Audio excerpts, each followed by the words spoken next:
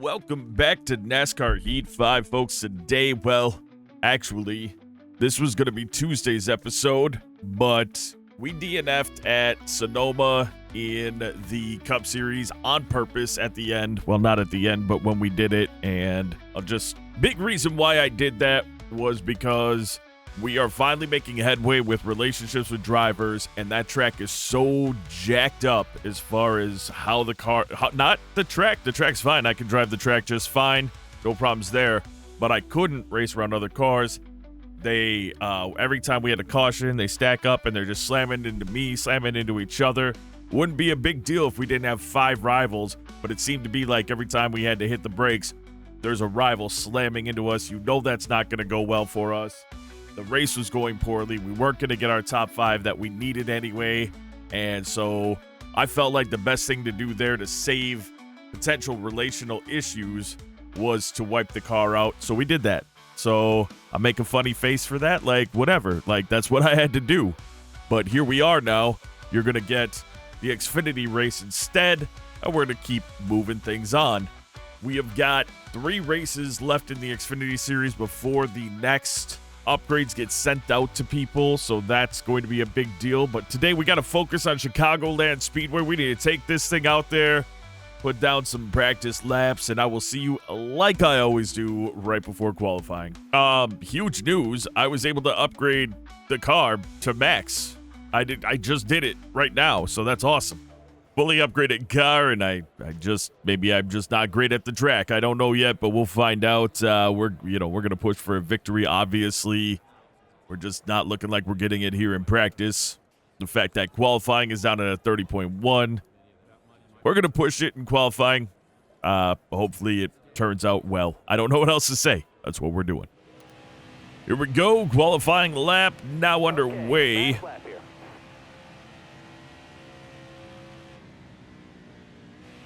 See if we can, well, I was going to say see if we can get a nice one, but I touched the apron. That slowed us down a couple miles an hour. Not great.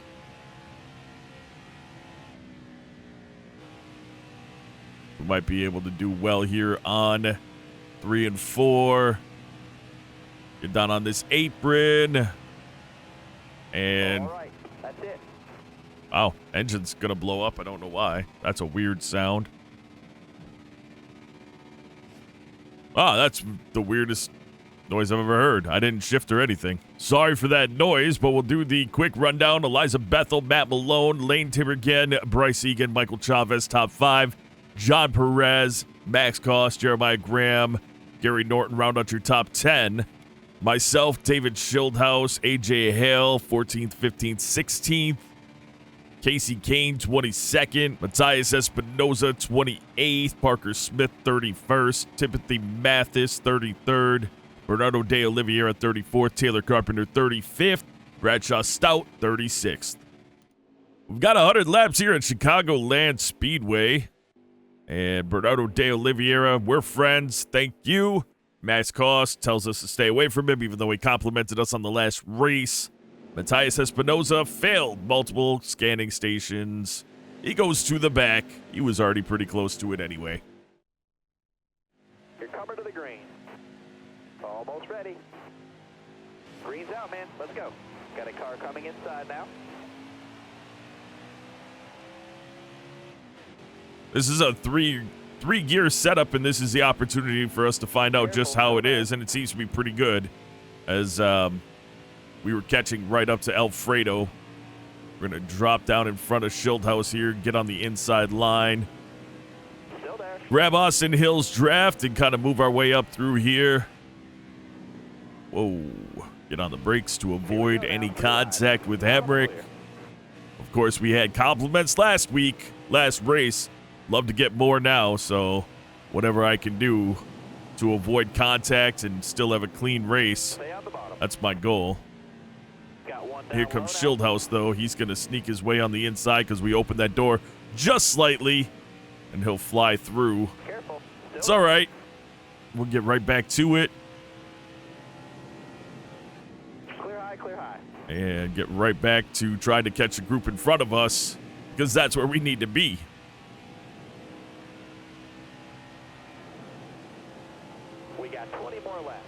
Well, I was just about to say how many laps we have in this stage, and he went ahead and let us know. So it's probably going to be, we'll probably have like 54, 55 laps in stage 3, which is what, of course, I want to know about because we get 26 or 27 in the tank. So that's the things that matter to me. We have caught up through the draft. We've caught back up to this pack, including Shield House, where we're going to drop down on the apron to get on the side of. We're going to stick this car right on the line. A little bit of brake there to ensure that we stayed on the line as we try to get up on the inside of Gary Norton. Not quite there yet, but with Jeremiah Graham's draft, we should be able to get there. And again, you're just going to touch that brake slightly to ensure that we're able to keep the car on the line at the bottom of the track as we're side by side with Gary Norton for now. We get a huge run in the draft here. Now we get to see how this car performs on the outside because not great. Not great. The answer is not great. Shield House is on our inside. Can't do much about that. Try to jump up on Norton's outside. Get on the gas pretty hard. See if we've got a better 3 and 4 than they have, and I just don't think we do. But we did maintain side by side with with Jeremiah Graham. Problem is, we just started to taste that draft up in front of us. Graham goes middle. Shield House sneaks his nose in. Aggressive move again. But we're able to have the drive off. He wasn't able to fade the car up the track, so he had to slow it down some. And that helped us, of course. Give us the chance to pass him and now Gary Norton right behind him. As we start to work our way up, we've got a 100% car all the way around, or a 100 rated car all the way around. So that, to me, means that there's no stopping us from, or no excuses, I should say, from getting up to the front overall. I don't know. You know, the car has the ability, does the driver is really the question. Right now we're doing all right with it, but we got max cost up there, and with us, our inability to just go flying past drivers. Of course, I get a little concerned about trying to pass cost. We may get lucky, though, and be able to pass him on the, oh, what's he doing? Oh, I thought he was opening the door for us. I'm like, yes, sir. Anyway, we may be able to get lucky and pass him on the apron if we have a good run off of 4. Careful, still there. No, we're not going to. A little too nervous there. Gary Norton, with the draft, has made his way back up into this pack. Oh, Malone there. Minor contact, no big deal, just a little bump. Norton really taking advantage of the draft. Pulled himself right back up to this group. We are really working on sticking here with cost. See if we can start to, I'm not going to do it. I'm not even going to get on the apron this time because I'm going to be in his draft, which is going to get us in front of Malone. That's huge for us. Oh, this could be bad. Careful, still there. You got room, you're clear. Well, we're not getting any compliments in this race.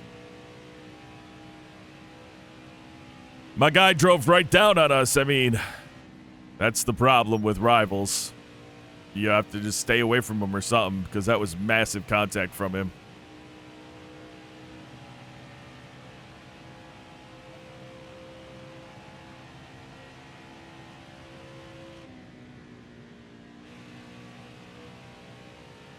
See if we can catch this next pack. Lane Tibergen and Michael Chavez. Looks like we can. I mean, we already got a taste of their draft, and we're right here with them. And then it looks like Bryce Egan and Eliza Bethel up there, but I really do believe that this car is fast enough to get a victory on this track. I mean, look at how fast after we got around max cost. Look at how fast we've got up here. Little contact with Tibergen. That's on me. I didn't have my foot near the brake. I thought we were kind of in the clear, and we weren't. For him, though, that actually helps him a little bit, but not really. Not really. It looked like he was about to get around Chavez with that bump in the turn, but it didn't. Car feels very good. It's stable. It's fast enough. All right, 10 to go. Get around Tim again right there. You got room. You're clear. Start to work on Chavez. Just being patient, you know. A little bit more about the race from, well, I recorded it yesterday and it was going to be today. Yeah, I'm recording this on Monday as I'm going to put it out on Monday, but a little bit about that race. You know, I actually restarted it one time and I explained it in that video, which you'll never see because it's just going to maybe show the end of it or something. But anyway, what had happened was we got real good. I mean, I practiced a lot on the track. We got really good at driving the track. And as I've said before, it's a rarity when I'm practicing. Ooh, what is up with that engine noise? Okay, it's good now. I guess we'll pit with everyone. I don't really know. We felt good. Oh, of course, there's max cost. Oh, that's so funny. Cost stays out. Hemrick, Mayer, Cole Custer all stay out as well. Smart out there. Going green. Almost ready. Getting that position, but what's going to happen now is we're going to just blow past them with tires. I mean, they can't hold the corner. You're clear. 5 laps to go. Just 5 to go, but it's just not going to matter. I'll give Cost. He's going to drive down here, so I'll give him a moment, but I'm not going to give him very long. Bye. Still there. Is he still there? All right. No, he can't hang with me in the corner. Can he? No, he can't. All right. Anyway, yeah, like I said before, when you come out for a race, it's completely different. Cars aren't really on the track or they're not around you when you're practicing. There's not big packs of them to get used to it. So you come out on Sonoma, you make a swooping left turn into an uphill right turn, and they stop. And then on this configuration, you come down the hill and it's an earlier right turn. It's not a longer right turn. And they drop it down to like 20 miles an hour. It's a 70, 80 mile an hour turn. So you stop again and you're like, well, just stop. Yeah, of course I did stop, except the cars behind me all come piling through me because they're all idiots too. So that's where everything kind of I kept thinking as I'm driving, I'm like, I'm not going to get this top 5. I was close. I got up into like the top 3 at one point, but when there was time, I drove a lot of the race, but when there was time, people started to catch us and pass us. We didn't have the car to do that race. So as I kept thinking about it, I'm like, I'm going to ruin any chance at resolving these relational issues. We're in the playoffs. We're in a good spot. I know we got the money to upgrade the car, which I had forgotten about right off the bat. But of course, as you are well aware, as we are in the lead here, we got the money to upgrade the car to its max. And here we are. So having said all that, the decision was made by me to DNF the race to preserve. Oh, looks like there was a caution. DNF the race to save the relationships that we are trying to save with these other drivers. Kept the car out because we only drove 5 laps, and I think we're still going to be able to get around this track enough here. I'm going to check as we start. I love the power being enough that we actually squeal the tires when we shift gears. 20 laps there, and we've got 23 in the tank. So yeah, we have enough to get through stage number 2. And with this jump, might be a great time for us to actually just speed this bad boy up. We might speed up all the stage 2, depending on how this goes, but we didn't have a speed up in stage 1. We were in the thick of it.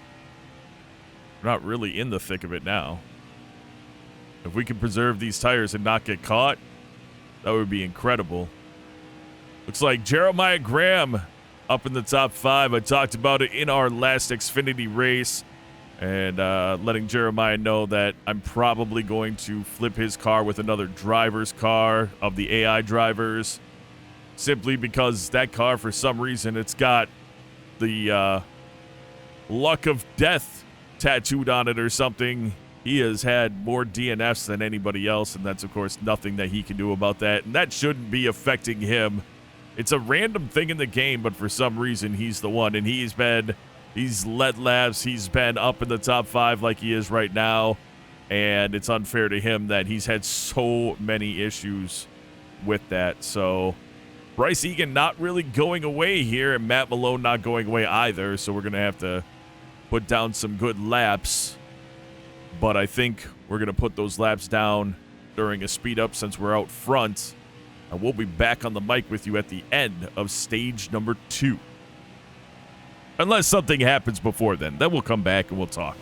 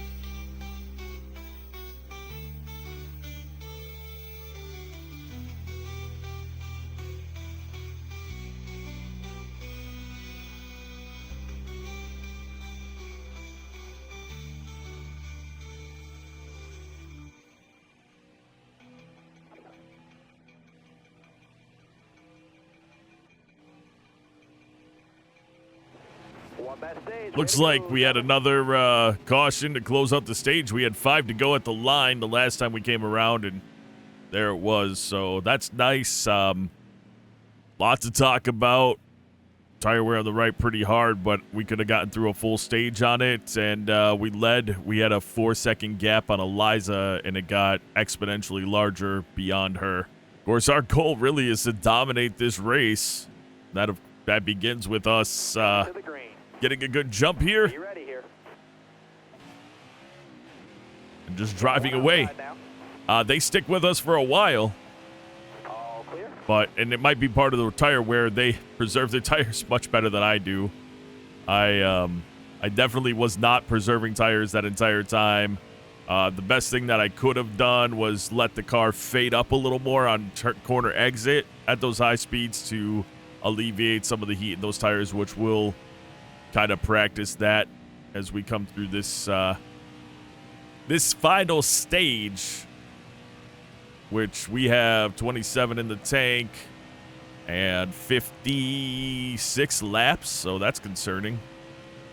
Without a caution, that's 2 stops. That's concerning, actually. We'll see how that all turns out. We shouldn't have to worry about fuel, or not fuel. We shouldn't have to worry about tire wear at the end of a full run. We should be fine there as far as keeping those right sides above the 0% mark. Concern comes from, can we get a quick gas and go and come back out in the lead if this were to go green the whole time, which is the biggest question. We got John Perez made his way around Eliza Bethel. He's up in second place right on us in our draft.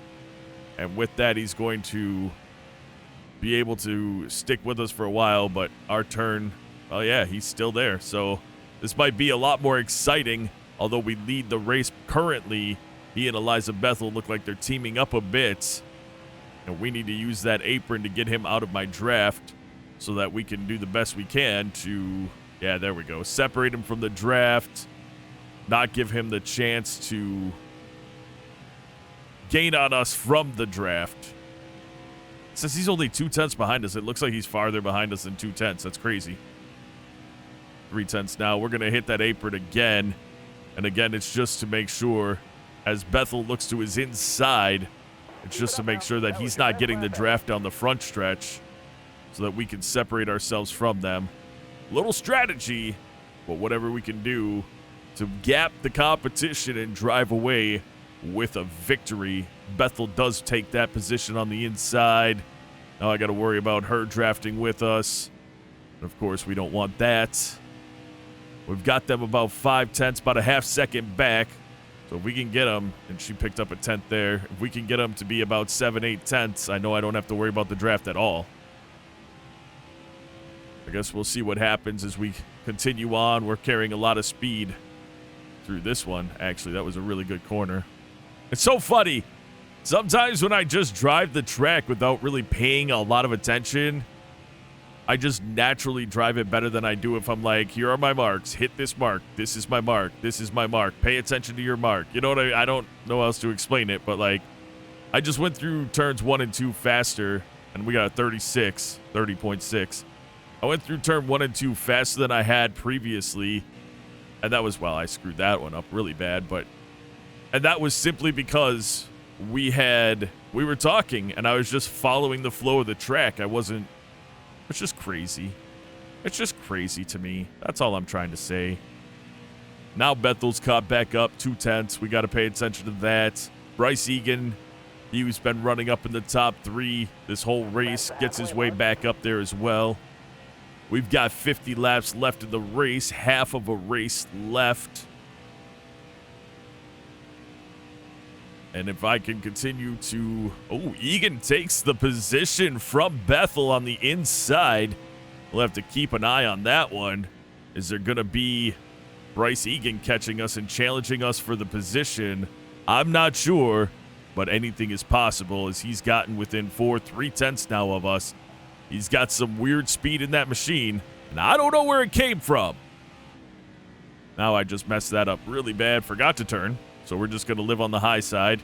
And he is on our bumper. All right.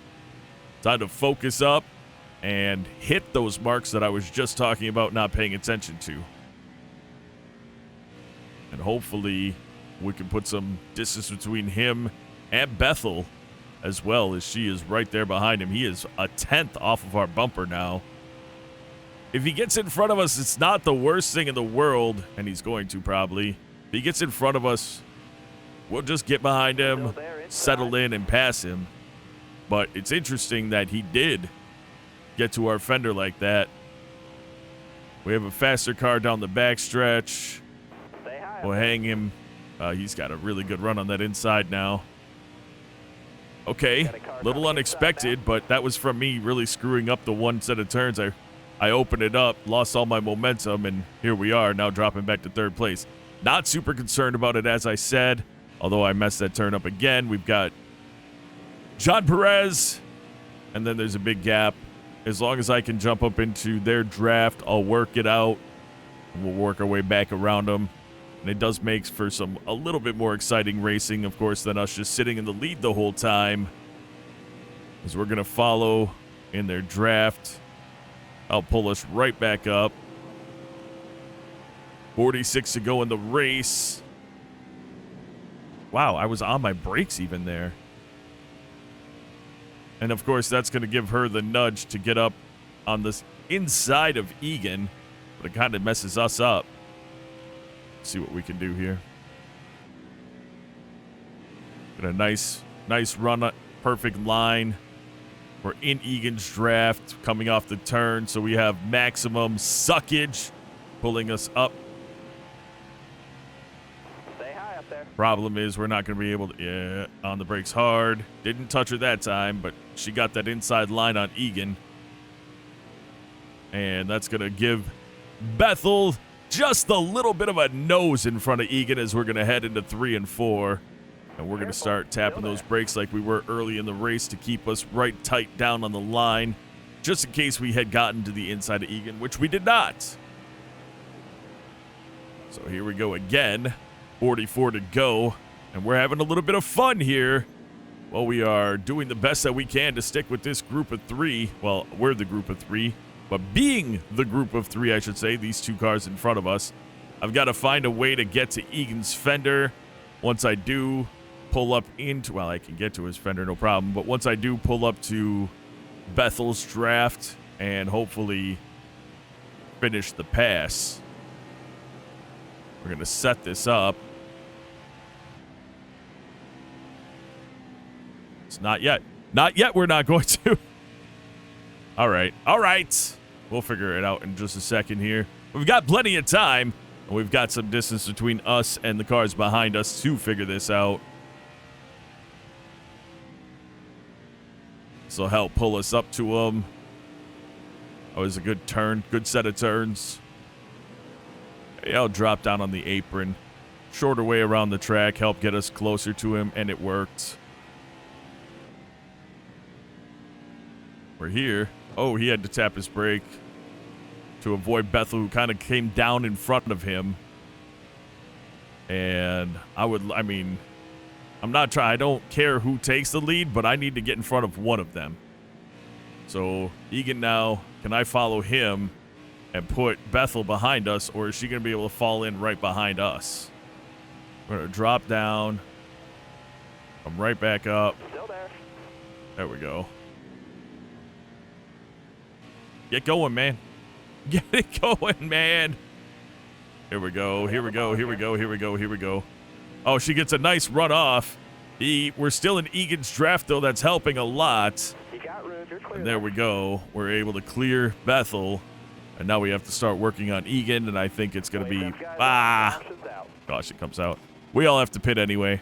And all that fun just to put us out in the lead. We got that solid... All right, now. Be smart out there. Going green. Almost ready now. We've got that solid pit crew now. It's definitely beneficial to getting us out in the front of everybody. Clear high, bud. Let's see if we can just drive better than we did in that last stint.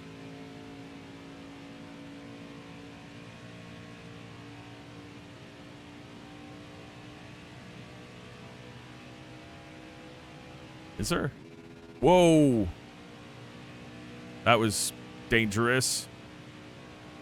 I knew that the gear ratio on this car was more different than I've ever seen for even a 3-gear setup, but I didn't realize that 4th gear was completely just not even anything. Usually 4th gear is just pretty close to 3rd gear, and sometimes it's even a little bit better than 3rd gear, especially when you're starting up again. On these 3-gear setups, definitely not the case that time. Wow. All right, well, we'll just... We've gotten a nice little jump. Michael Chavez makes his way around Eliza Bethel on the inside, as we can see behind us in that rear view mirror. But as we saw before, one slip up by us, everyone gets momentum and starts to pass us, and then we got to battle back. Not the worst thing in the world. It's definitely more entertaining, but I really would like to show dominance now that we have a fully upgraded car. That's kind of what we're doing right now, despite not having a great qualifying time. I did talk about it in the previous race. Qualifying setup versus race setup are different, and I feel like we're running our race setup and our qualifying, and I'm not going to change that, but we're not going to get poles with that. I've come across qualifying setups. They're insane. They're good for about a lap or two, which is what they should be. And that'll get you up front, and then you take your race setup the rest of the way. But as it stands right now, we're just focused on qualifying well enough and then working our way up through the pack to getting into the lead. And that's what we did in this one. But Gary Norton, he's up here in second place now. Michael Chavez third, John Perez fourth, Bryce Egan fifth, and Eliza Bethel has dropped out of the top 5. And that's pretty crazy considering she was just leading this race. So not sure if something's going on with that car or if it's just there's a big pile of cars around and it's hard to get around them. We've only got 4 tenths on Perez, who has made his way up into second place. 3 tenths now. We'll have to be aware of what we're doing with that. And just really, I'm going to push the crap out of this car and see if I can drive away from everybody.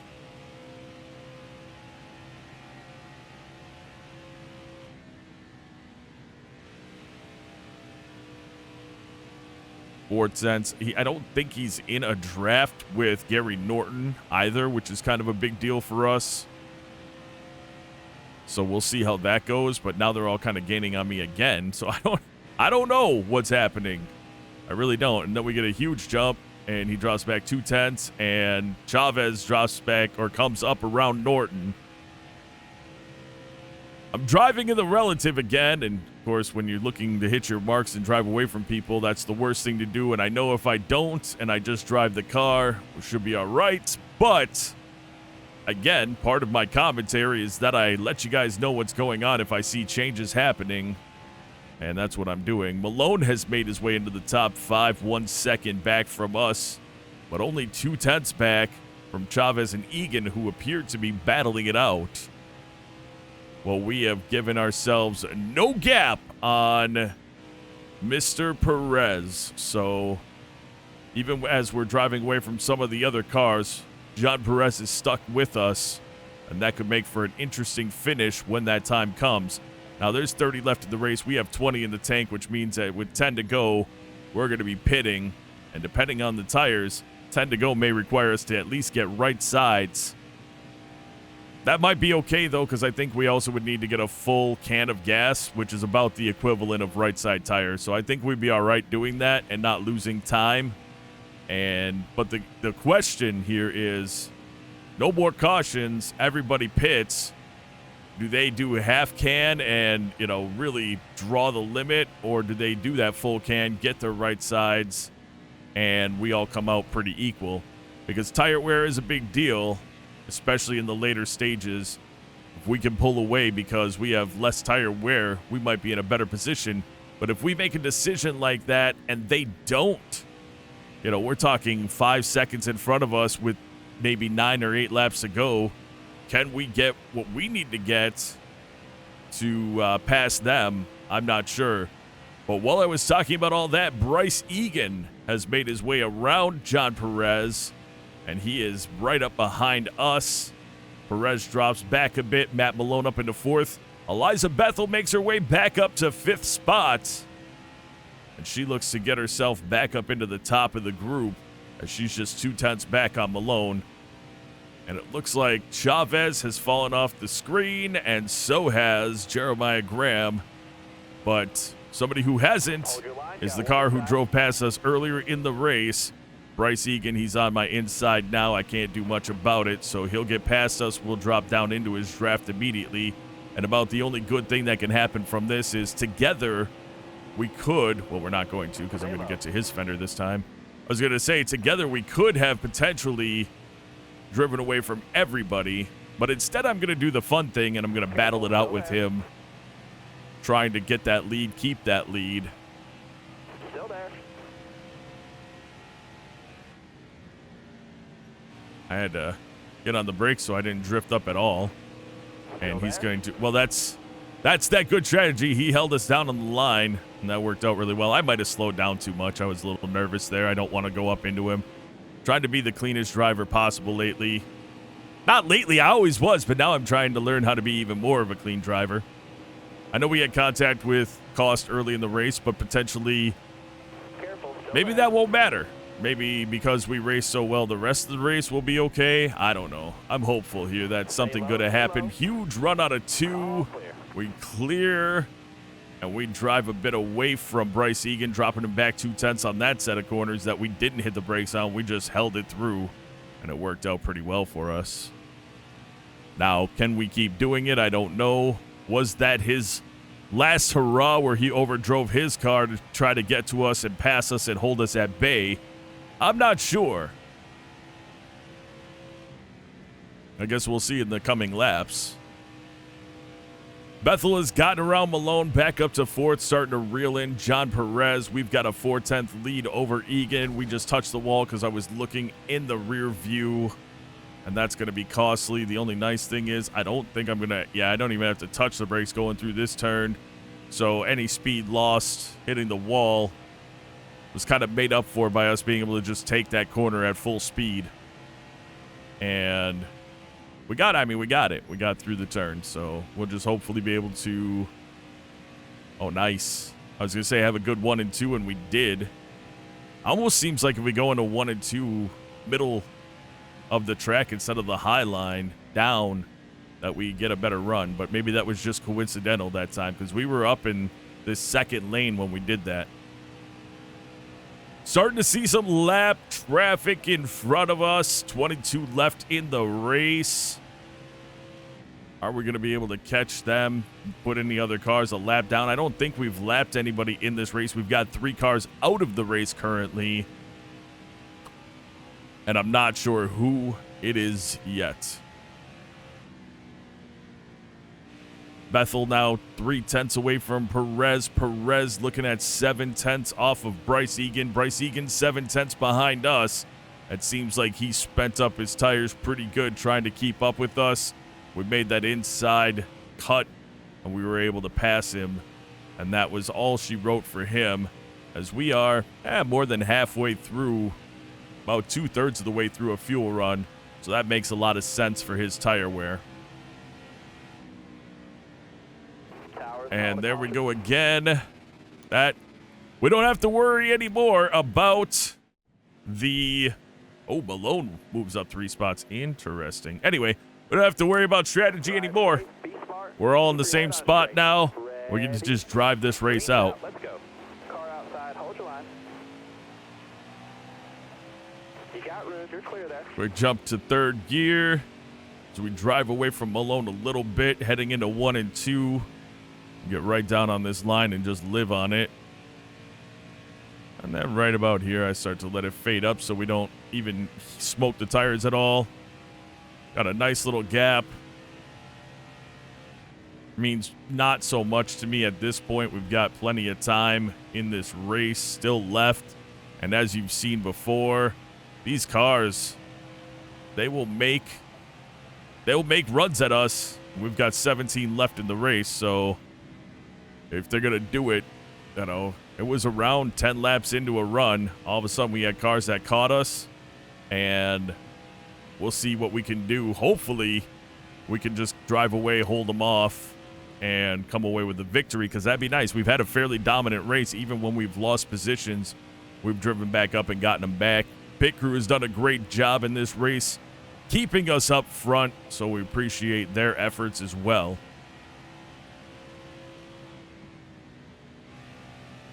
Car feels great. Car feels great, even though Malone and Chavez haven't really dropped back any farther. In fact, Malone gained on us there. I'm going to try that middle to low lane with my entries in 1 and 2. I don't know. I just feel like it might be better. Seems like we get a pretty good jump going through there because Malone is actually gaining on us right now. I know that they're going to give it their all right now, but also I just feel like... Well, I messed that up, but we'll see what happens. They obviously also have a draft with each other. Bethel is right there. Malone is right there. What I need to do is just focus up and try to get really nice runs. Malone takes the high line. That's going to open the door for Bethel. And after being outside of the top 5, she's made her way back up into 2nd place. And, of course, she's going to try her best to get around us as well.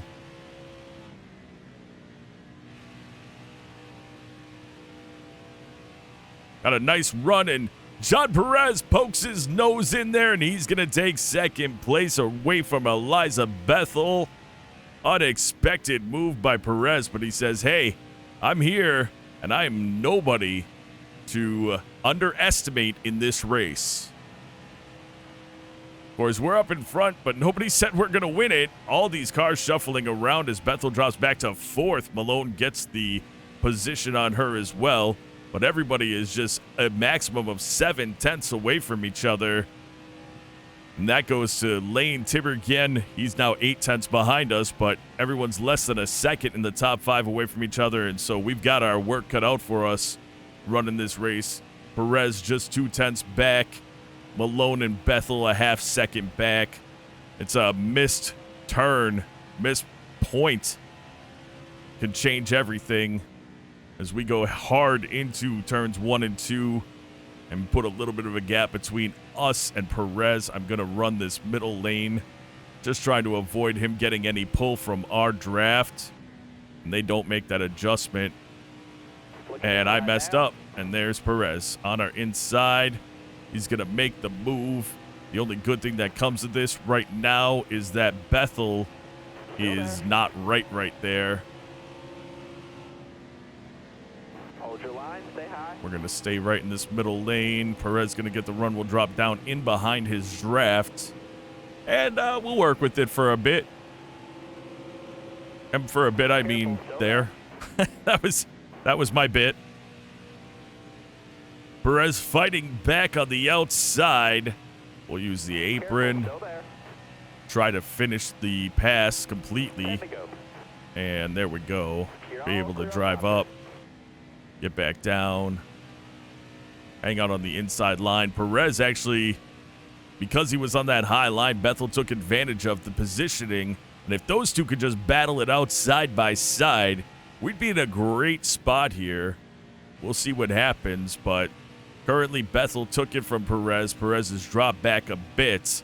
We've got exciting racing. We may be in the lead, but it is by no way, shape, or form a done deal right here, as Bethel just 2/10 behind us. It's why we only had a stage 2 speed up, because I had a feeling that this race could be a good one at the end, and it has lived up to the hype that was in my brain.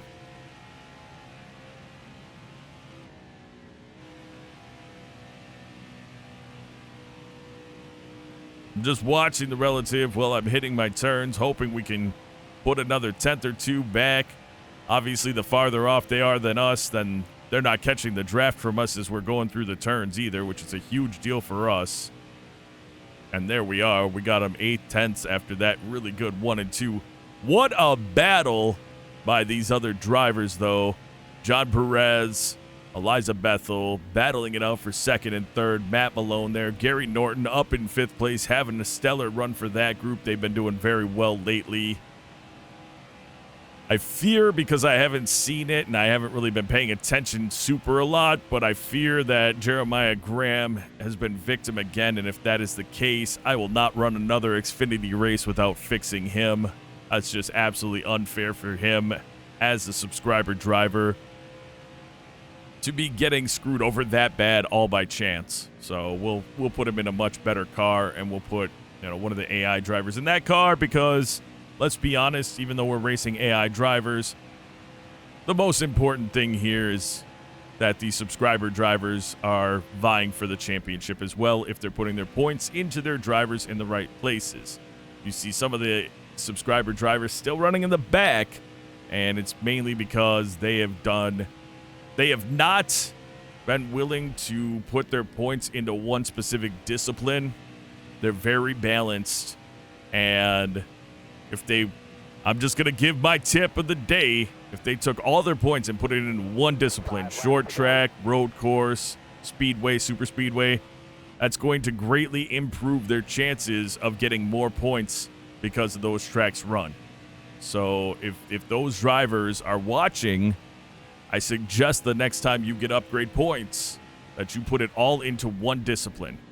And that's going to help you not be running in the back on those tracks. You get more points, and then the next time you're able to upgrade, you can upgrade in that discipline as well. It's kind of realistic in the sense that there's always drivers that are better at certain tracks than others, and that's one of those examples. I just messed that up really bad, but we are okay.